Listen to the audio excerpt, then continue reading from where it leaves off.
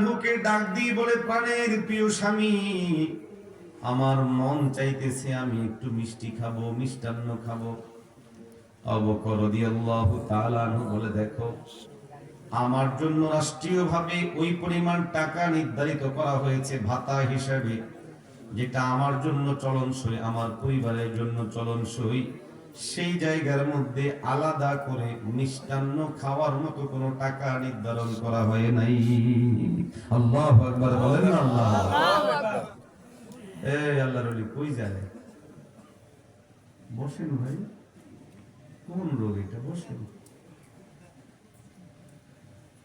স্ত্রীকে এই কথা বলার পর এখন স্ত্রী প্রথমে চুপচাপ, কিছু বলে নেই। পরে বলল যে, দেখেন, আপনাকে যেই বেতন দেওয়া হয় ওই বেতন থেকেই কিছু টাকা আমি অতিরিক্ত করে নিয়েছি।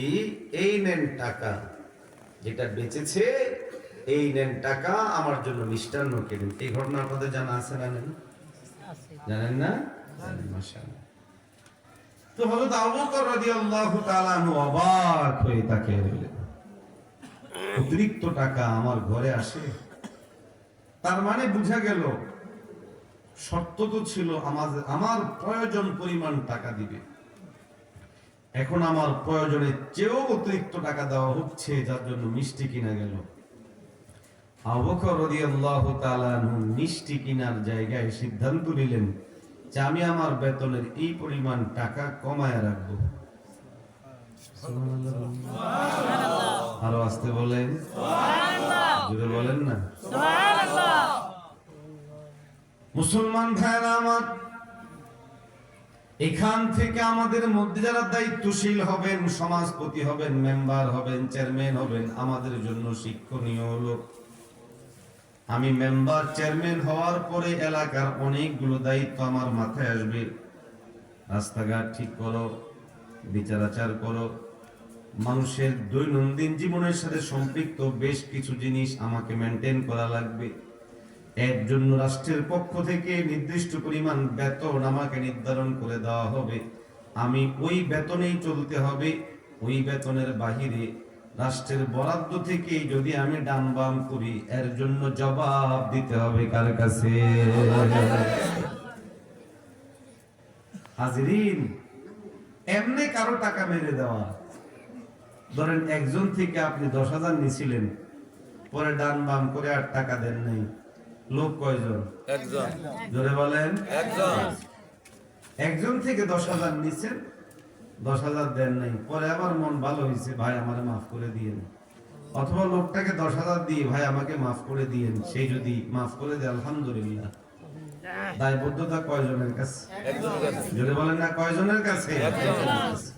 এটা মাফ চাওয়াও সহজ, টাকা ফিরিয়ে দেওয়াও সহজ। কিন্তু আপনি যখন মেম্বার হবেন, চেয়ারম্যান হবেন, এমপি হবেন, আপনার কাছে যখন রাষ্ট্রের বিভিন্ন বরাদ্দ আসবে, এটা রাস্তার বরাদ্দ, এটা স্কুলের বরাদ্দ, এটা মাদ্রাসার বরাদ্দ, এটা এতিমখানার বরাদ্দ, এটা এই বরাদ্দ, এটা ওই বরাদ্দ, বিভিন্ন বরাদ্দ অনুযায়ী যখন টাকা আসবে, নির্দিষ্ট বেতনের বাহিরে বাকি একটা টাকাও আপনার আমার ধরার কোনো অনুমতি নাই। বরং এই সব টাকাগুলোকে পাই টু পাই হিসেব করে প্রত্যেক খাতে জমা করে দেওয়া আমি দায়িত্বশীল হিসেবে আমার দায়িত্ব। কিন্তু আফসোস, আজ আমরা এটা দায়িত্ব মনে করি না, বরং ধান্দা মনে করে খাওয়ার জন্য প্রস্তুত থাকি। রাগ করলেন না? আমার করলে করেন, কোনো অসুবিধা নেই। আমি সামগ্রিক সমস্যাটা বললাম, সুনির্দিষ্ট কোনো দল নয়, সুনির্দিষ্ট কোনো ব্যক্তি নয়, সামগ্রিক সমস্যা আমাদের। মেম্বার হবে একজন, খরচ করছে 6 লাখ টাকা। কয় লাখ? তো মেম্বারের বেতন কত? 8,000 নেই তো 8,000 যদি বেতন হয়, 10,000ই ধরেন, তো 10,000 বেতন হলে বছরে পাবে 1,20,000, 5 বছরে মিলে পাবে 6 লাখ, যোগ বিয়োগে সমান, ঠিক না? কিন্তু যোগ বিয়োগে সমান থাকেনি না, আরো বাড়ে। গ্রাম্য ভাষায় বলে আঙ্গুল ফুলে কলা গাছ হয়ে যায়। কথা বলেন, আরো আসতে বলেন। আঙ্গুল ফুলে কি হয়ে যায়? মুসলমান ভাইরা আমার, রাষ্ট্রীয় সম্পদের ব্যাপারে অত্যন্ত সতর্ক হওয়া জরুরি, সাবধান হওয়া জরুরি, আল্লাহর ভয় অন্তরের মধ্যে আসা জরুরি। আমাদের ওস্তাদ সময় আলেমে দ্বীন আল্লামা মুফতি দেলাওয়ার হোসেন হাফিজাহুল্লাহ, ওনার ছোট্ট একটা বই আছে, বইয়ের মধ্যে পাকিস্তানি এক আলেমের মুরিদের গল্প নিয়ে আসছে। হাকিমুল উম্মত থানবী রহমতুল্লাহ আলাইহির একজন মুরিদ ছিল, বড় আল্লাহ ওয়ালা, বড় তাকওয়াবান, বড় পরহেজগার। লোকটা এমনি মাদ্রাসায় পড়ে নাই, আলেম না, জেনারেল শিক্ষিত মানুষ, কিন্তু অন্তরের মধ্যে বড় আল্লাহর ভয় ভরপুর ছিল। আল্লাহর বান্দা একবার ট্রেনে করে এক জায়গা থেকে আরেক জায়গায় যাইতেছেন। ট্রেনের মধ্যে নিয়ম হলো নির্দিষ্ট পরিমাণ পণ্য, নির্দিষ্ট পরিমাণ মালামাল, এগুলো ফ্রি নেওয়া যায়, কিন্তু মালামাল যদি বেশি হয় তখন আর ফ্রি নেওয়া যায় না।